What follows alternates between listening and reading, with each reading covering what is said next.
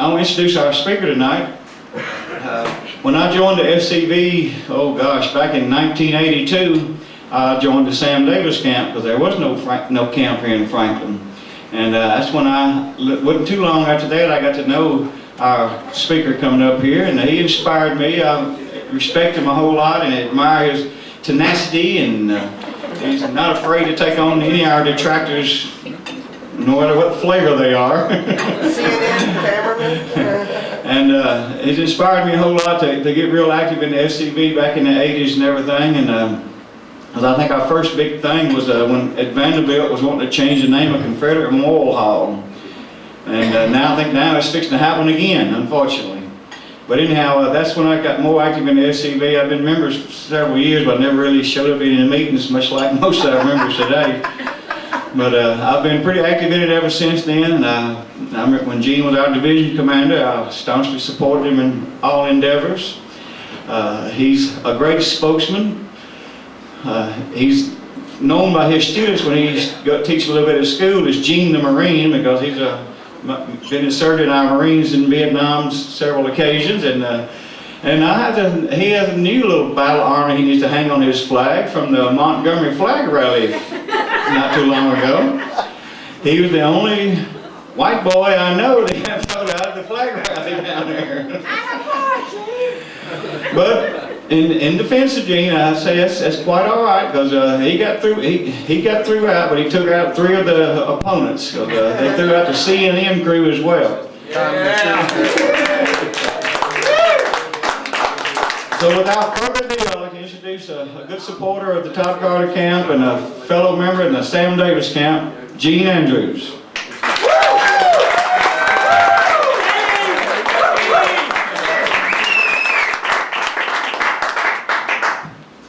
Thank you very much.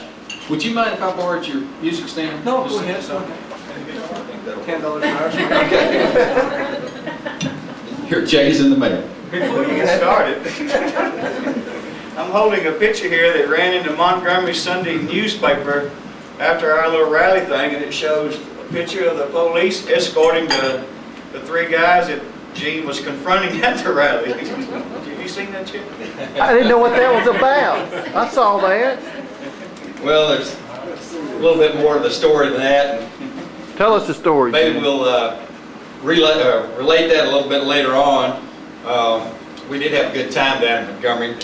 But I want to thank you for the introduction, Ronnie. Reminded of a gentleman that was an after-dinner speaker, and the MC got up to introduce him, and he said, well, Mr. Johnson here, our speaker for tonight, made $1 million in the oil business. Of course, he got a nice obligatory round of applause like y'all did here. That's very nice. So he got up and said, well, Mr. MC, I want to thank you for the introduction. Said, except it wasn't the oil business, it was the coal business. And it wasn't me, it was my brother, and he didn't make $1 million, he lost $1 million, but other than that, you got everything just about right. So Ronnie, you did a lot better than that fella did on that. So Commander Lima and officers and men of the Todd Carter camp, our distinguished guests, our entertainment, and our ladies that are here with us this evening, I'd like to thank all of y'all for inviting me to be here with you tonight. And notice I said y'all, I didn't say you guys. I'm not going to insult the beautiful ladies that are here tonight by calling them a guy. The Yankees hit on us about what a bunch of dumb rednecks we are, but we were never dumb enough to call a beautiful lady a guy. So that's, we'll get that straight right quick. Our invited guest of honor, Mr. Phil Valentine. I don't know that he came tonight. David and I had talked about this. We were going to invite him, you know, he's the afternoon talk host on WLAC Radio, and we were going to have sort of a debate with Mr. Valentine over some things he had said about the Confederacy and secession and our legitimate government of the Confederate States of America, and that's basically what we're going to be talking about tonight. We'll go ahead and give our side of the argument anyway. If he wants to come in late for dessert or something, he can refute it, but I don't know if he's going to be here. I also heard that it's supposed to be a CNN news crew. I don't think they made it either. But Mr. Valentine and Rush Limbaugh and George Will and William F. Buckley are fine conservative people. They defend our military. They're against big encroachment of government, this federal leviathan that we have, and Mr. Valentine took on the governor on this state income tax, and he and a few others on talk radio pretty well got that beaten down. But then, as soon as they get to the Confederacy, they make such a hard left turn that you wonder if they get whiplash from it and run over and saddle up to the politically correct crowd and the Afro-racists and some of these people. But in his defense, I'm going to say that he and I probably both had the same handicap. We came up through the government-run public school system and got their propaganda and their indoctrination from that school system. We were both, at one time or another, deluded by the Lincoln myth, the Lincoln worship cult, maybe back a long time ago, and this sort of my country, love it or leave it philosophy. I think Deborah O'Cannon had the best analogy to that. He said, one flag, one country, one Fuhrer. That's the sort of attitude that they had there. And this idea that maybe we're better off as all one country. I don't think the folks in Ireland would agree with that they want to be all one part of under the Brits. We don't either. But as we get older, we get more intelligent. I hope so, that I did. And my last 10 years being with the SCB people and the folks in the Confederate movement have certainly been an eye-opening experience and an education for me in learning real factual history and not just memorizing propaganda like I did in school so I could just pass the test next week and stay eligible to play football and run track in the spring. It takes an open and an educated mind to take an honest look at what we're going to talk about tonight, the concept of secession and the legality of the Confederate States of America. And I'm not saying that we need to secede tomorrow and open fire on Fort Sumter Tuesday. Anytime before Labor Day would be fine. Yeah, something like that. Anniversary in April. We got plenty of time for that. Anytime during the summer. When y'all get back off of vacation this summer, then we'll take care of that. I thought of this as sort of an odd concept when I first heard of the League of the South and the modern secession movement back in the 1990s. I guess probably Wes Schaffner with Joe Johnston Camp and Jack had first come up with this about the arguments about the legality of secession, and like I said, this was several years ago. At first, I too kind of looked at it as sort of the Flat Earth Society. You know, it's not something that's really relevant today. But, you know, we need to just stop and think about that for a minute. First of all, our ancestors didn't think it was an odd idea or a strange idea. Those of us that are in the Sons of Confederate Veterans of the United Daughters of the Confederacy, we got in on what they thought about secession. They voted for it. They defended it. They paid for their decision with crippling wounds, with starvation, with disease, and a lot of them paid for it with their life. And you cannot be more committed than that. And these were fine men and women of the South of the 1860s. I don't think they were nuts or kooks or anything of the sort. Definitely think not. So we need to kind of rethink or maybe deprogram ourselves a little bit to consider the concept of a small central government, a low tax base, a non-empire holding, free, sovereign, independent Confederate States of America. Now, our country, the Confederacy, voted to leave the Yankee Empire. And what's more democratic than that? They were invaded, they were brutalized, the country was raped, plundered, and destroyed by war criminals that would really make the Nazis blush. And finally forced at gunpoint and under the threat of total extermination to surrender to occupation for another 12 years and then finally have the honor of being one nation indivisible.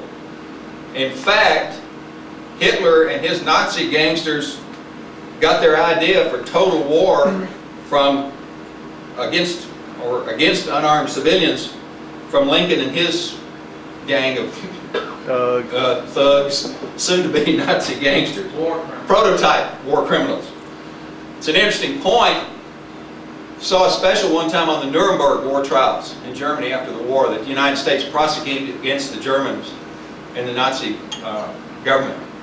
And if you look at it as historical fact, Lincoln and his crew were guilty of 4 out of the 5 charges and specifications that were brought against the Germans, who were tried and executed by the United States.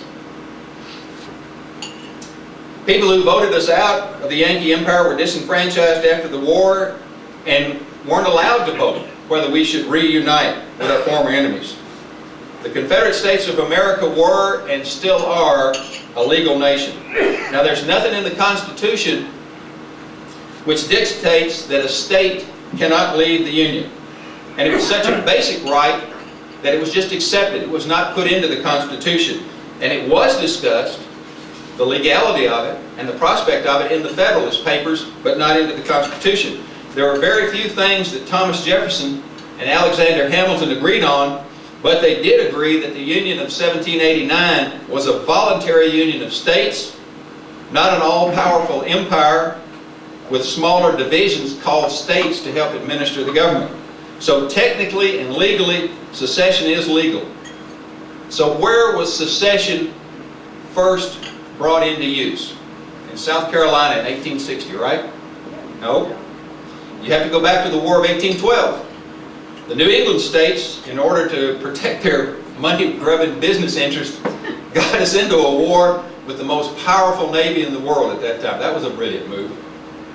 But when the British cleaned our clocks, not only on the high seas but on dry land, the New England states wanted out of the war. They voted to leave the Union at the Hartford Conference, 1814. They had already signed the secession, their statement. The New England states were out of the Union, and they sent a delegation to Washington, D.C. to inform the government that the New England states had seceded, and they were gone. By the time they got to Washington, the war was over, and they were pretty much laughed out of the Capitol, but that was the first secession movement. The second secession movement was once again brought out by the New England states. This was when Texas petitioned the government as the Republic of Texas to be admitted to the Union as a state. Once again, it was the New England states that threatened to secede from the Union. They did not want Texas, a state that size, coming into the Union as a slave state. They were afraid that once Texas got into the Union, it would be divided up into 2, 3, maybe even 4 more states. And that would give 2, 3, or 4 more states to the Southern conservatives in Congress, and they didn't want that at all. Once again, they threatened to secede.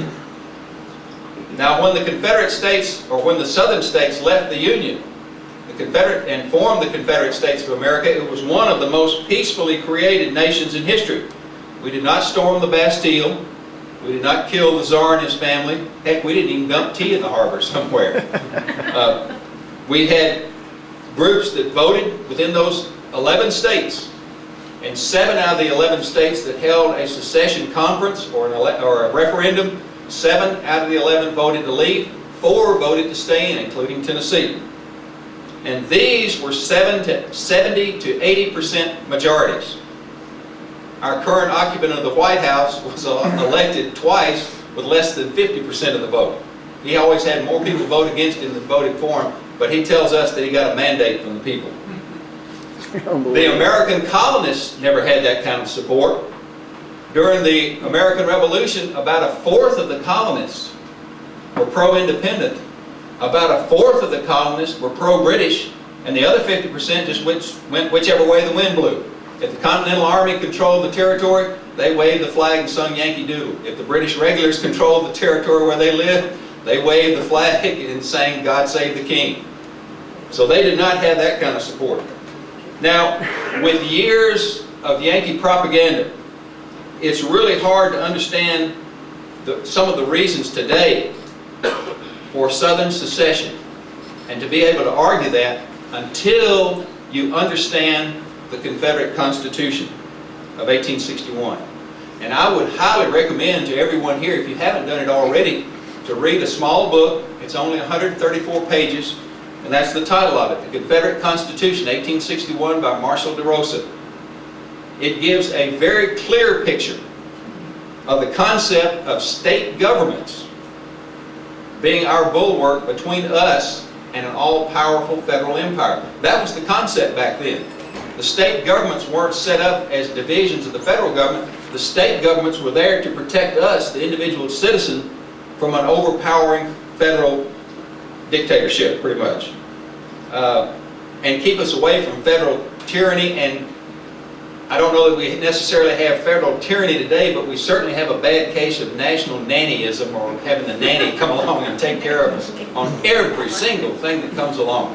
What's the federal government going to do for us? This very informative book explains the writings and philosophy of John C. Calhoun, Thomas Jefferson, James Madison, and many of the anti-federalists. Most of the pseudo-conservatives that we have today, who are so anti-Confederate, have admitted that they've never read the Confederate Constitution, and yet they're ready to tell us what the Confederate States of America stood for, and why we're supposed to be ashamed of it, or why we're supposed to be glad that our country was ground into the dirt. So don't look for help from the usual suspects. It's up to us to learn our history, and there's a big difference between history and propaganda. Amen. We're not talking about the Yankee myth of history, but factual Southern history, not the revised, rewritten version of the Yankee liberal, Afro-racist rantings and ravings that we get in a lot of the schools today, that's been passed down to sort of a dumbed-down America of the 21st century and try to be passed off as history. Let me give you a couple of examples. We all know and are all very familiar and great admirers of Nathan Bedford Forrest in this room. Every single time that Forrest is mentioned on television or in Pravda, our so-called morning newspaper, the only thing they say about Forrest is he was a slave trader. They may have something about Fort Pillow, but they always throw in there that he started the Ku Klux Klan. Every once in a while they get it right and say at least he was a member of the Klan. They miss the whole point entirely, that Forrest is famous for his military reputation. Amen. There were thousands of people that were slave dealers in the South. There were thousands of people that were in the Klan after the war. None of those people are famous for those activities. Forrest is famous because he was a military man. But that's an example of degrading our people and all they'll ever say about it. One other example, and this may be a little bit less familiar with it, Edmund Ruffin. And everybody can immediately think of that photograph of Edmund Ruffin sitting there in the chair and the long white hair. All they ever tell about Edmund Ruffin was they paint him as some kind of a suicidal nutcase. That he fired the first shot at Fort Sumter and got us started in the war, and then when it was going badly, he committed suicide. But what they never tell you about Edmund Ruffin was that he was a brilliant agriculturalist. That was where he was famous in the South. He came up with more agricultural innovations than George Washington Carver, and with a lot more plants than just a peanut. He was well read on the Constitution and knew the intent of the Founding Fathers, and that's why he was such a staunch secessionist, because he traveled all over the South with his agricultural ideas, going to different farm communities and explaining about rotation of crops and things that they could do to improve the crops in the South. And yet as he traveled over the South, he got a good feeling for the desire of the Southern people to be independent and the oppression they were suffering under the federal government. So, just two examples there of the many Southerners who are vilified in the mainstream media by historians or experts or the news media, some of the talking heads of today.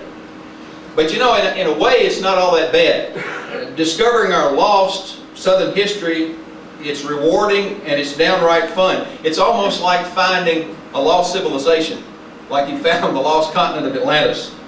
There were thousands of heroic men and women, poems, songs, and fascinating stories that were never told about or never told to us in the government schools of mass instruction and mind control, I guess you would say. So, important point, learn our history.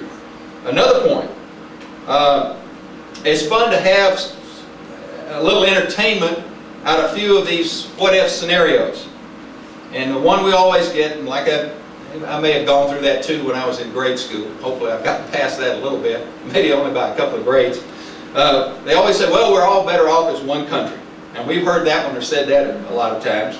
We've been brainwashed with this nonsense that even sometimes intelligent and loyal Southerners will even say that. And then they come up with one about, woo-hoo, well, we couldn't have defeated Nazi Germany or Imperial Japan if we were two separate countries. Well, let me give you a little bit of facts. Fact, we went from 1815 till 1898 without a war with a European country.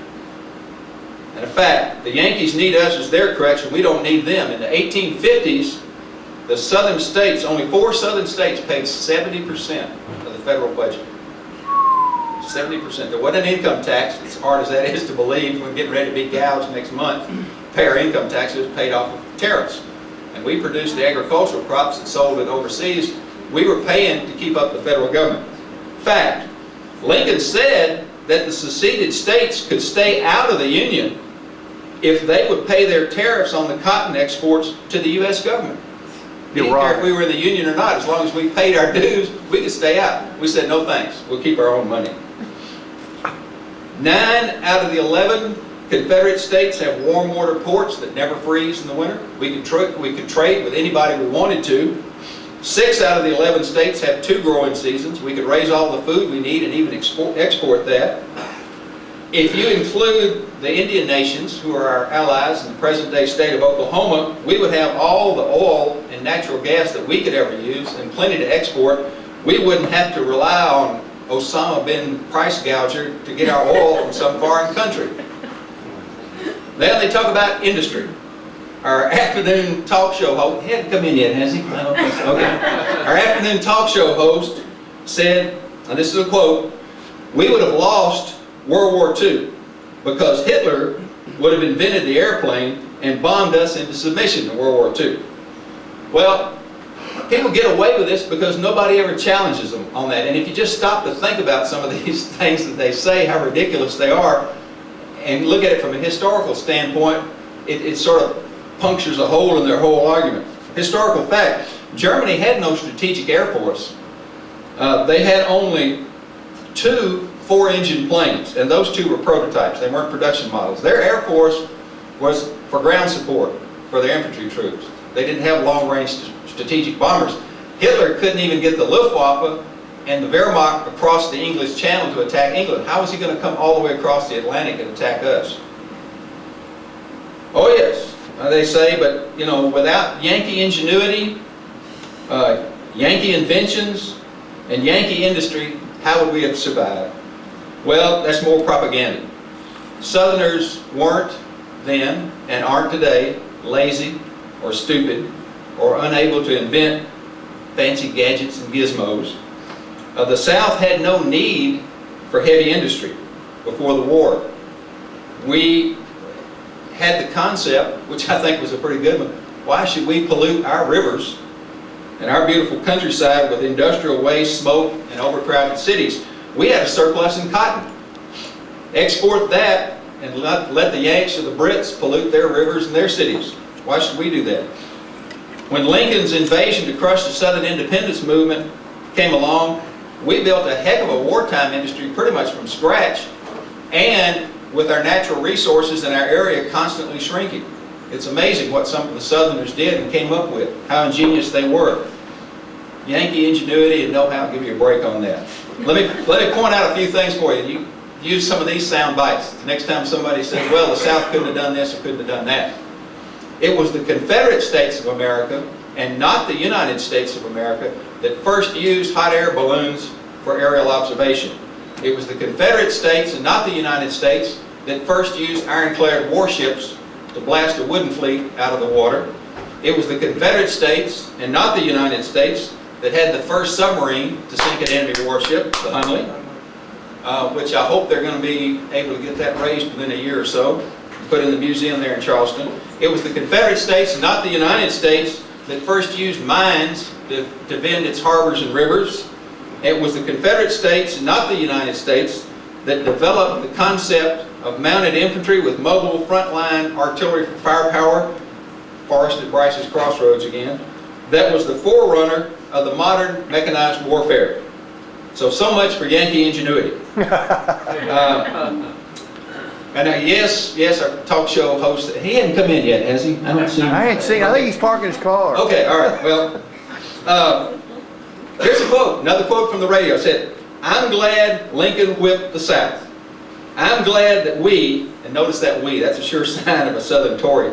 "I'm glad that we lost because some other country would have invaded us and knocked us off." Well, so what? What could be worse than living under the arrogant, abrasive, obnoxious Yankees? I mean, we could do a lot worse. Maybe Ireland would invade us. If we had a vote, maybe we could go with Ireland instead of what we had today. But realistically, who could have invaded us in the 1860s? Spain, that was a declining empire. France, they reached their zenith militarily in the afternoon at Waterloo. They kind of been going downhill every year since that. Russia was still a feudal country. England, oh yeah, England, that was the most powerful army and navy in the world at that time. And they probably could have invaded, but it wouldn't have been the South. England bought our cotton, sold us our war materials, our medicine, food, clothing, and England built our commerce raiders, the Shenandoah, the Alabama at Liverpool. Whitworth rifle. The Whitworth rifle, yeah, we got a lot of our war materials from England. Now, he's right about one thing, England was ready to invade, but they weren't ready to invade the Confederate States of America. They were ready to invade the United States of America after the United States Navy stopped the British mail steamer, the Trent, on the open waters and took off James Mason and John Slidell, who were traveling to England as officials in the Confederate States government. England demanded an apology from the United States.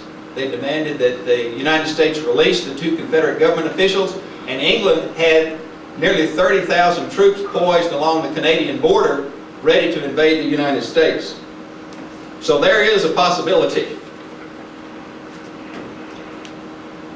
The country that we needed to fear for an invasion of our independent Confederate States of America had we won our independence was not England or France or Russia or Spain, Portugal, whoever, with all due respect, in the European countries.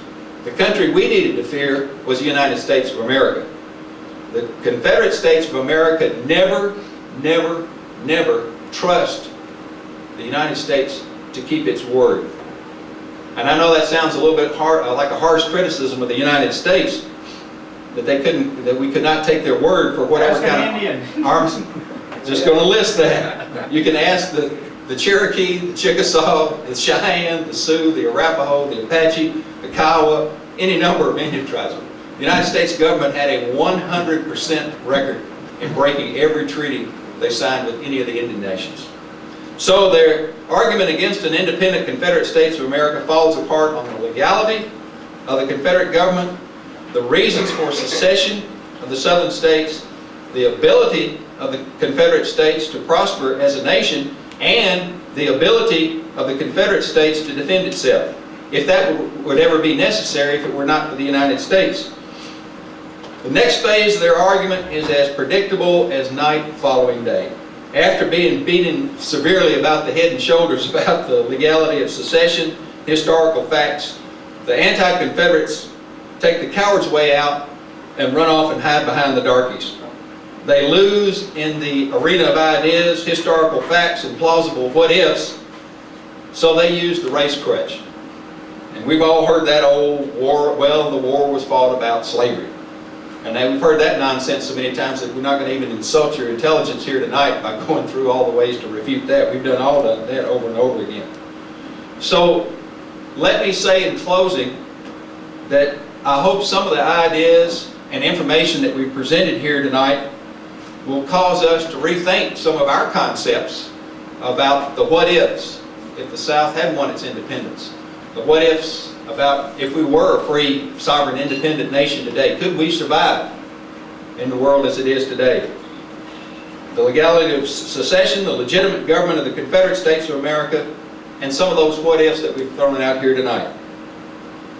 The idea of a free, sovereign, independent Confederate States of America was a great idea to our ancestors in 1860. And I hope someday, like Ireland, we'll be able to have that for ourselves. God save the South. Dio bendice. Thank you.